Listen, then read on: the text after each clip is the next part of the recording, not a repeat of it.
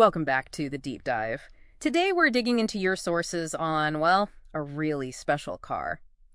The Nissan Skyline GTR R34. Yeah, special is the word. It really feels like this unique moment, doesn't it? Kind of the ultimate analog car, but with this brilliant layer of early digital tech on top. Mm-hmm. And of course, it's become this global icon. Prices lately, just staggering. Absolutely, and that cultural journey is almost as interesting as the car itself. Yeah. So our mission today, let's break down that R34 story. Okay. Figure out why this thing captured everyone's imagination and basically give you the key things you need to know about this legend. Right, so let's start with that bridge idea. What makes it sit between eras? Because on one level, it feels so raw, so analog. Totally. You've got the famous RB26 DETT engine, that amazing 6-speed get-drag manual. Oh, yeah, that gearbox. And the cockpit is just pure driver focus. Simple. But then, and this is the clever bit, it was already pointing towards digital supercars. Mm-hmm. The tech was seriously advanced for its time. Like what specifically? Well, take the all-wheel drive system, a Tesla ETS Pro. With an active rear diff, it wasn't just reactive, it was proactively figuring out where to send torque. Okay, smart. And then the multifunction display, the MFD, that little screen on the dash. Yeah. Revolutionary. Developed with the Gran Turismo guys, right? Polyphony Digital. Exactly. It brought live telemetry, like game-style data, into a road car. Boost, temps, G-force. Stuff you just didn't see back then. Never. It made driving feel interactive, connected, totally different from its successor, the R35, which just went all in on digital and lost some of that, raw feel. That balance sounds incredible. But okay, that smart chassis needed a serious engine. The RB26 DETT. Legendary. Oh, definitely. And there's that whole story about the gentleman's agreement. But what was that about? It created this sort of mystique, didn't it? It absolutely did. So this agreement among Japanese car makers was meant to cap power at 280 horsepower, officially.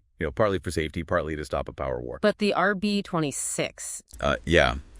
Everyone knew it was making way more. Easily over 320 horsepower straight from the factory. Wow. So you had this hidden potential vibe, which of course made it the tuner car. People were getting 600 horsepower with just bolt-ons because the engine was so overbuilt. Basically a race engine for the road. So that powerhouse drives this thinking chassis you mentioned. Exactly. That Atessa system. It's brilliant because it's actually rear-biased. It wants to be rear-wheel drive for agility. Right, so it feels lively. Yeah, lively on turn-in.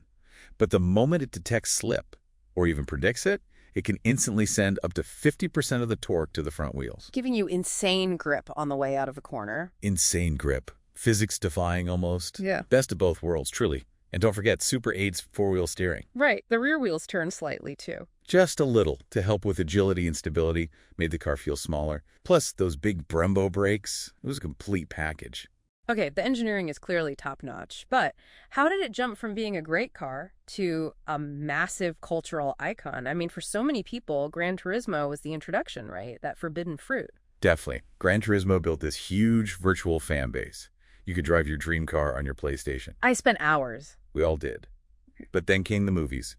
The Fast and the Furious franchise. Specifically, Fast 2 Furious. Brian O'Connor's Bayside Blue R34, iconic. That blew it up into the mainstream. Suddenly, it wasn't just a car nerd thing, and that directly impacted values. Paul Walker's actual screen car selling for, $1.357 million? Just incredible. Which brings us to the market now. The 25-year rule in the U.S., what's the significance there? Huge significance. It means cars not originally sold in the U.S. can be legally imported once they hit 25 years old, bypassing a lot of red tape. And the first R34s, the 1999 models. They became legal in January 2024. And boom, prices just went stratospheric almost overnight. It became a serious collector's item, a blue-chip asset. So what are we talking price-wise now? It's tiered. A standard GTR might start around $125,000, maybe more. A V-Spec tuner, you're looking at $400,000 plus. Wow. And the really rare stuff, like the Nismo Z-Tune, they only made 19 of those if one comes up.